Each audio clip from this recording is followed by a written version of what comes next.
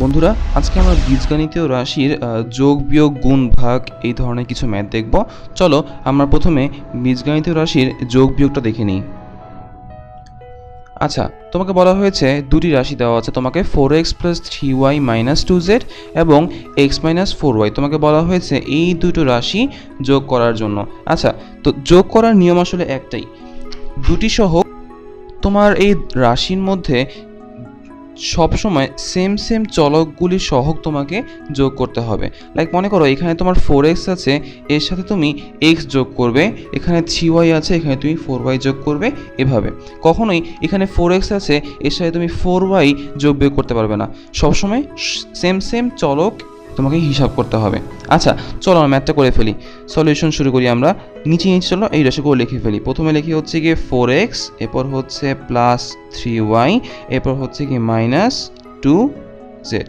আচ্ছা, এখানে দেখো কি আছে, এখানে আছে x - 4y। সো আমি x এর নিচে আমি x এর পার্টটুকু লিখবো, y এর নিচে আমি y এর পার্টটুকু লিখবো। আচ্ছা, এখানে কি কোনো z এর পার্ট আছে? এখানে কিন্তু কোনো z নেই, কোনো z চলক যেহেতু নেই, এখানে আমার কিছুই লেখা লাগবে না। আচ্ছা, তাহলে এখন যদি আমি যোগ করি, বলতো কি হবে? 4x এর সহগ হচ্ছে গিয়ে 4, x এর সহগ এখানে কত? আসলে x এর সহগ এখানে হচ্ছে গিয়ে আসলে 1, তাই না? তাহলে আমি যদি 4x এর সাথে আরেকটা 1x যোগ করি, শেষ পর্যন্ত আমার কি দাঁড়াবে? 5x। আচ্ছা, এখানে তুমি দেখো, এখানে আমার y এর সহগ হচ্ছে গিয়ে 3, আর এখানে y এর সহগ কত? -4, তাই না? তাহলে আমি যদি 3 থেকে 4 বাদ দিই, কত হবে? -1 হবে না? অবশ্যই -1 হবে। তাহলে এখানে কি দাঁড়াচ্ছে? -1y। তো 1 তো আসলে লেখার কোনো মানে হয় না, তাই না? তো 1টা আমি মুছে দিই।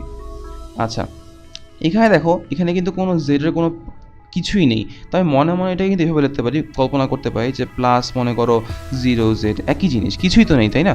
যেহেতু কিছুই নেই, সো আমি যা আছে এই জিনিসটাকে আসলে আবার লিখে দিব, -2z। তাহলে আমার যোগফলটা কি দাঁড়াচ্ছে? 5x - y - 2z। এটা হচ্ছে কি তোমার যোগ। আচ্ছা, এখন আমি তোমাকে একই ম্যাথ আবার দিলাম, জাস্ট বললাম যে এখন তুমি আর যোগ করবে না, এখন তুমি বিয়োগ করবে। তাহলে তুমি কিভাবে করবে জিনিসটা?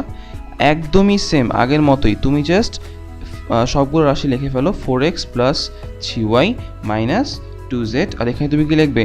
x - 4y। এখন শুধুমাত্র পার্থক্যটা হবে হচ্ছে এরকম, নিচে যেটা আছে সেখানে চিহ্নগুলো তুমি এখন উল্টিয়ে দিবে। আমি যেহেতু বিয়োগ করছি, সো অবভিয়াসলি কি আমার চিহ্ন পাল্টাতে হবে। এখানে আমার এক্স এর আগে সহগ, এক্স এর আগে চিহ্নটা কি ছিল? এক্স এর আগে চিহ্ন কিন্তু আসলে প্লাস, তাই না? তাহলে আমি এখন এই প্লাস চিহ্ন না দিয়ে আমি এখন কোন চিহ্ন কল্পনা করব? আমি এখন মাইনাস চিহ্ন কল্পনা করব। এখানে 4y এর আগে কিন্তু মাইনাস আছে, সো আমি এখন কি প্লাস চিন্তা করব। এখানে আমার কিছুই নেই, সো আমাকে